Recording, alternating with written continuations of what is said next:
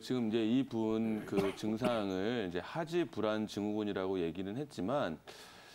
우선 좀 특징적인 증상들을 좀 요약해 볼 필요가 있을 것 같습니다. 이분의 이제 증상이 나타나는 발현 부위는 허벅지 부위가 좀 많이 땡기고 통증이 심하게 오는데, 그 시기는 밤이 되면 심해진다고 얘기를 하고 계시고, 평소에 좀 많이 피로하시고 그런 부분들이 있는 걸로 봐서는 한의학적인 범주에서 보면 이 부분을 이제 전근 증상 또는 뭐 말초 혈액순환 장애 이렇게도 좀 볼 수 있을 것 같습니다. 전근이라고 하는 건 뭐냐면 원래 이 근육이 이게 촉촉한 스펀지처럼 좀 적셔져서 이 근육의 혈액순환 자체가 잘 이루어져야 근육이 뭉침이 없고 통증이 안 생기고 저리지 않고 하는데, 이 이제 낮에는 양기가 발현될 때는 햇빛을 받으면서 몸에 좀 혈액순환이 좀 잘 되다가 이 밤에 음기가 치성이 되면 아무래도 이 자연의 원리에 따라서 혈액순환이 좀 더 안 되는 경우들이 있습니다. 그래서 조금 더 밤이나 새벽에 대부분의 환자분들도 다리가 많이 붓는다거나 손이 뻣뻣해진다거나 이런 증상들을 많이 호소하게 되시는데요. 이분 같은 경우에도 제가 이제 물론 직접 환자분을 뵈야 되겠지만 유추를 해보면 평소에 많이 피곤하시고 또 뭐 일적인 부분들도 많이 하시다 보면 대부분 이렇게 남성분들이 종아리나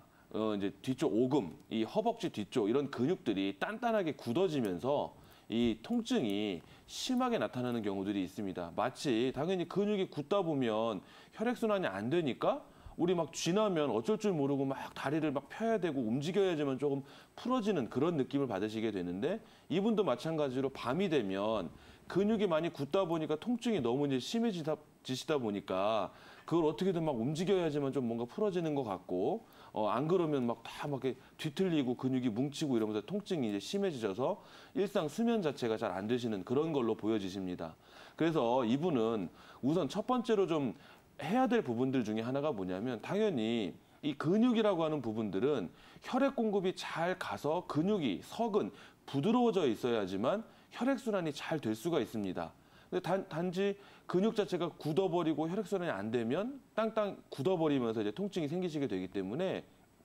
이분은 평소에 반드시 하셔야 될 부분들 중에 하나가 뭐냐면 혈액순환 자체를 잘 시키기 위해서 근육을 뭉치는 것들을 방지하기 위해서 충분한 수분 보충을 반드시 권해드리고 싶고요. 두 번째는 당연히 밤에 이렇게 음기가 치성되면서 혈액순환이 안 되는 부분들이 있기 때문에 평소에 생활하는 데서 근육들이 많이 뭉쳤을 때 집에 돌아오시면 주무시기 전에 한 40도에서 41도 정도 되는 온도의 따뜻한 물로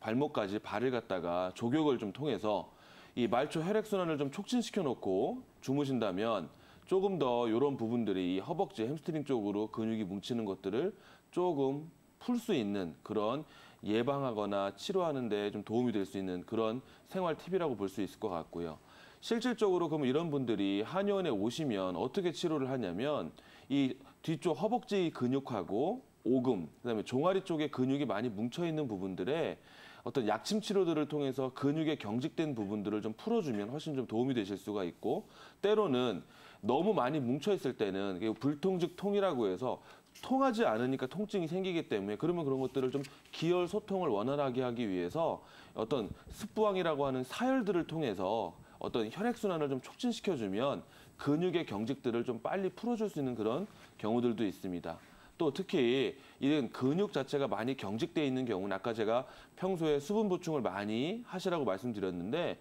물로만 돼서 안 되는 경우에는 한약들 중에서 이 전근들을 잡을 수 있는 서근시키고 근육의 긴장도를 조금 완화시킬 수 있는 대표적인 약재들이 작약이라든가 모가라든가 뭐 계지라든가 이런 부분들이 있는데, 대표적으로 우리가 쓸 수 있는 약들 중에 하나가 뭐냐면 쌍화탕입니다. 이 쌍화탕이라고 하는 약은 기혈이 너무 많이 과도한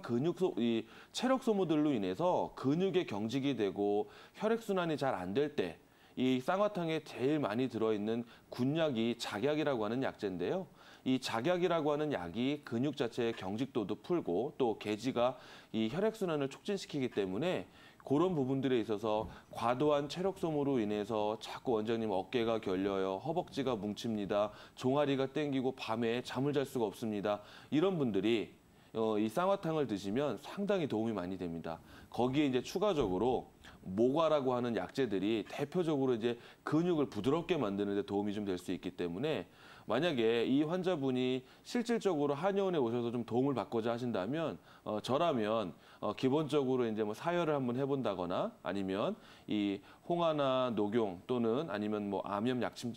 약침들을 통해서 근육의 뭉침들을 풀어준다거나 아니면 아까 말씀드렸듯이 쌍화탕 가미방들을 통해서 어떤 전근이나 말초 혈액순환 장애의 관점에서 좀 치료를 도와드린다면 지금 말씀드린 이 하지불안 증후군을 조금 해소하는데 분명히 도움이 되실 것 같습니다. 지금 이 경옥고가 실질적으로는 이제 어떤 두 가지 효능을 좀 요약을 해본다면 이 자음윤폐라고 해서 몸에 어떤 정과 진액을 좀 보충을 해주면서 폐의 기운을 북돋아 줄 수가 있고요. 그다음에 익기건비라고 해서 기운을 끌어올리면서 비위 기능 자체를 좀 끌어올리는 그런 역할들을 좀 할 수가 있습니다. 그래서 사실 물론 이제 경옥고가 체질에 상관없이 모든 분들이 좀 만성 피로가 있거나 기운이 없거나 뭐 이럴 때 또 예방의 약적인 차원에서 드시면 좀 좋은 보약 중에 하나인데 실질적으로 한의원에서 이 경옥고를 처방하는 환자분들을 보면 크게 보면은 이런 분들입니다. 이게 연세가 드시면서 자꾸 피부가 건조해진다거나 아니면 폐가 건조해지면서 이렇게 마른 기침을 하시는 분들이 있습니다. 이게 기침이 원장님 잘 나아지질 않아요. 감기약을 먹어도 기침이 계속 지속이 됩니다. 아니면 또 나이가 드시면서 원장님 입이 자꾸 마르고 밥맛이 없고 자꾸 졸립고 기운이 없습니다. 이런 환자분들이 특별히 약을 먹는데도 잘 개선이 안 된다고 하면 면역력을 증강시키면서 기운을 끌어올리는, 그러니까 폐의 기운과 비위 기운을 끌어올리는 대표적인 약재가 이제 생지황과 인삼이 들어있기 때문에 이 약재들을 가지고 경옥고나 경옥환을 좀 꾸준하게 드시면 아주 도움이 많이 되실 수 있고요. 다만 이 경옥고나 경옥환에는 인삼과 백밀, 이 꿀이 들어있기 때문에 물론 체질 자체가 그렇게 많은 영향을 주지는 않지만 지나치게 좀 열이 많으신 분들이 이 경옥고를 드시다 보면 좀 눈이 좀 뻣뻣해집니다. 좀 뒷목이 좀 뭉칩니다. 이런 게 열의를 좀 올릴 수 있는 그런 가능성들이 있기 때문에 반드시 전문가와 상의 잘 하시고 경옥고 처방받아서 드시면 좋은 효과 보실 수 있을 것 같습니다.